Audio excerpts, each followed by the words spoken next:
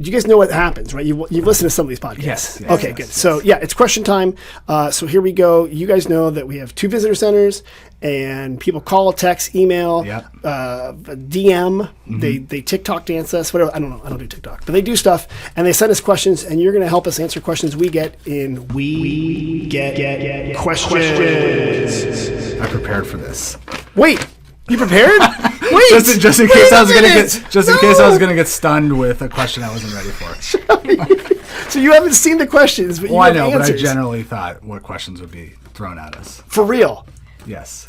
We prepare for things too. Oh my gosh. We are going to use some of your questions too next. You're going to ask me.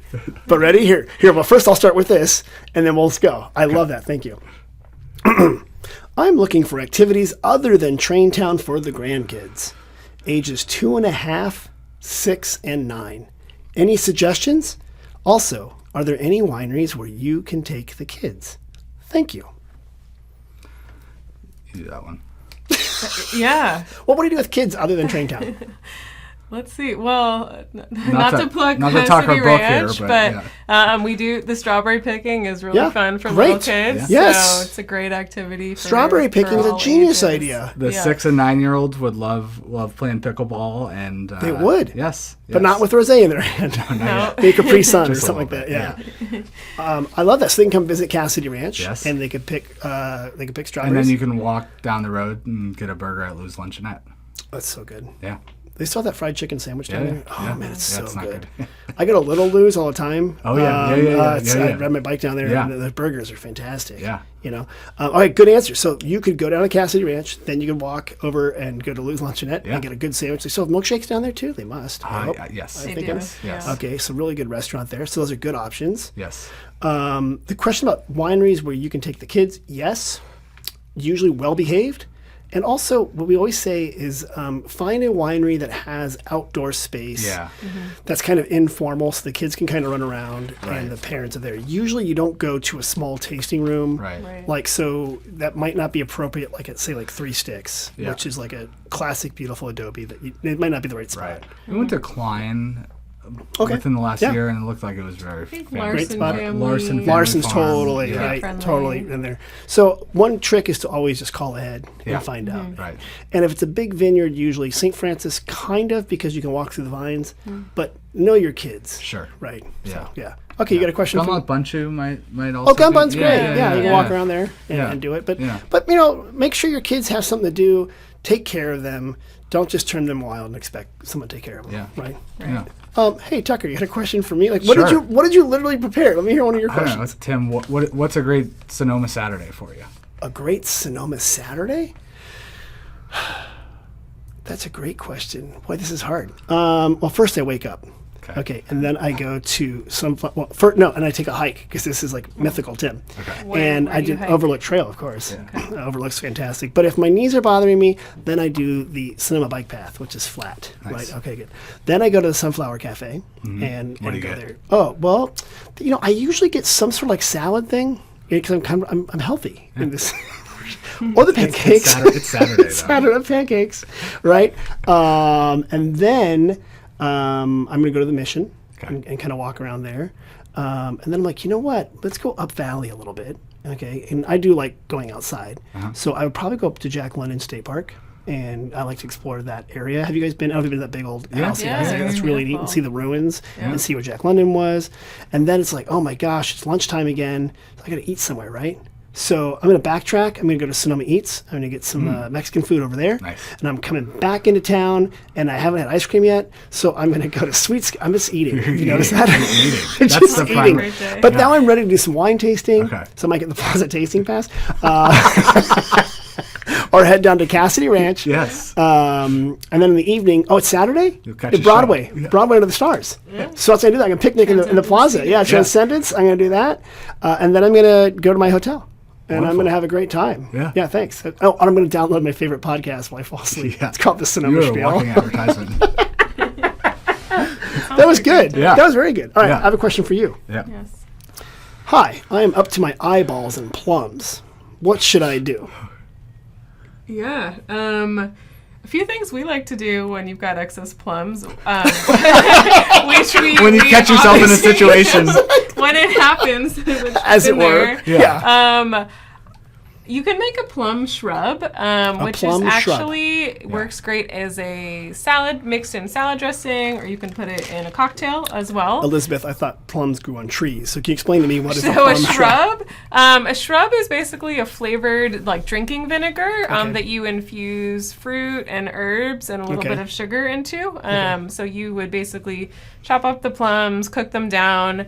Then you would add in some type of vinegar, like a champagne vinegar. It's one that works really well. Add a little bit of sugar, some herbs. Well, so you cook it with the vinegar? Yep. So Cook it, add the sugar, add the herbs, and then you add the vinegar at the end. Okay. And then you add the rum. and then it tastes great. You know, you could put it with just soda water. You could put Hansen vodka. All right. Okay. All sorts of stuff. Yeah. Good. Liquor in there. But it also works great in a salad dressing with olive oil. Oh, that's good. So it's a really great fruit flavored. You're going to have to give me a recipe for that, and because we'll put it on our website. We have a lot of different recipes, and we'll say the Cassidy Ranch plum shrub. Yeah. And that sounds good. Yeah. Okay. I did bring that up because I saw your plums for sale at the at the farmer's market today. So I'm like, what would I do with all this? And I do have a Santa Rosa plum tree at home, and I've been drying them. The problem with plums, they all come at once. Exactly. Right? Totally. The trees just go nuts. You get plumbed all at once. Oh my God. Here's the one we got via email. Oh wait, no wait. Did you have another question for me? No, not yet. You go next. Okay, here we go. I am interested in connecting with a wine industry artisan. Somebody who makes things from like wine barrels or which are inspired by the wine industry. Do you have any recommendations? Yeah, this one was hard for us. There's a guy at the Napa Farmers Market if they're willing to, it's 20 minutes away. Oh my gosh, leave the island. Get out of here. I need to look up his name. But he basically takes old grapevines and has a process that somehow preserves them and then creates like wall art out of them. He's Artifact sells them down there, right across from the lodge. So it's a almost dried, bleached old vine grape thing, right? Yeah, those are you cool. can see like the trunk and the Some people use those for like Christmas trees. Like they decorate those, and it's kind of fun. My friends hang one from their ceiling. Yeah, so you don't need to go to Napa, just go to Artifact. And you can but I've seen that guy. He probably has a lot of the markets around there. Yeah. So you're right. I see there's some people who make they take the barrel staves and they make like furniture. Yeah. I was going to say, just head over to Fat Pilgrim over by Three Fat Guys Wine Tasting Room, which is south on Broadway, on the way to Cassidy Ranch from the plaza. And they have a lot of different like artisan stuff. And you'll find a lot of people that do that. Also, 8th Street East, there are a lot of that's right. People out there who are doing tinkering stuff. Yeah. I'm sure they're out there. There's a bunch of like in the warehouses on 8th Street. People out there doing stuff. So. Yeah, there was kind of a wine industry artisan. I thought that was a really odd things there. Yeah. So, you have another question for me? No, I don't. Okay. I'm still thinking about my Saturday. I just ate like 8,000 calories when you gave me that. I hope you're alive. I'm still doing it. We got this one just today. Dennis and Diane, our award-winning volunteers, got this question. Hey there, we're visiting from Florida. Do you guys ever have clouds here? Yes, we do have clouds.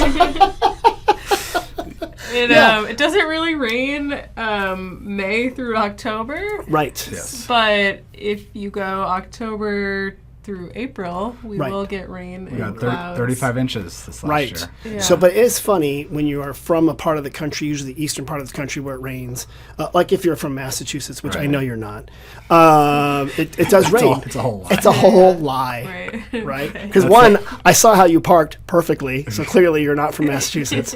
And secondly, you haven't called about Dunkin' Donuts yet. Coffee regular. Dunks. Going to Dunks. I'm going to Packy. So you guys have clouds out there in back east, and you have humidity. And here in California, we do not normally, but the clouds will come with rain in November. Correct. I believe the date they come is November 18th. What day was it we planned for that? That's when it's programmed. Exactly. Yeah. But yeah, the skies have been blue for a very long time now. Yes. And for some people, that is daunting and hard to get there. But yes, we do have clouds here, Florida people, but we don't get them until November. Yeah. unless you're in San Francisco, in which case it comes in as fog. Yes. And that's what's there. But you guys answered all the questions. If you go out to the Sonoma coast, you get more fog. You can see the fog out there. Yeah. Yeah. I feel like it's raining. Yeah. Yeah, and especially when you're out there when no sky, July, June gloom, fogist. We don't have it here in Sonoma as much. Fogist, yeah. I don't have one for September yet. I'll think of it. Yeah. But you do actually should say in the Carneros sometimes when the fog comes in through what they call the Petaluma Gap and up through the bay, it will creep in. Do you guys get a lot of that down there, or is it? Yeah, we get a good amount of cover. When it's a really hot day, we don't see any fog come in, but if it does roll in, it's usually a cooler day or a cooler day coming. Yeah. And that's good, of course, for your grapes. Yes. Yeah. So they get too many sugars into it, and so they have nice hang time and stuff like that to turn into the cork dork for a second. Yeah. I like how you guys didn't use any cork dork terms, by the way. Good job. Not once did you say on the lees or malolactic. Like you guys are really approachable. Drop fruit. Yeah. Drop fruit, hens and chicks. We'll talk about that later when it's harvest time.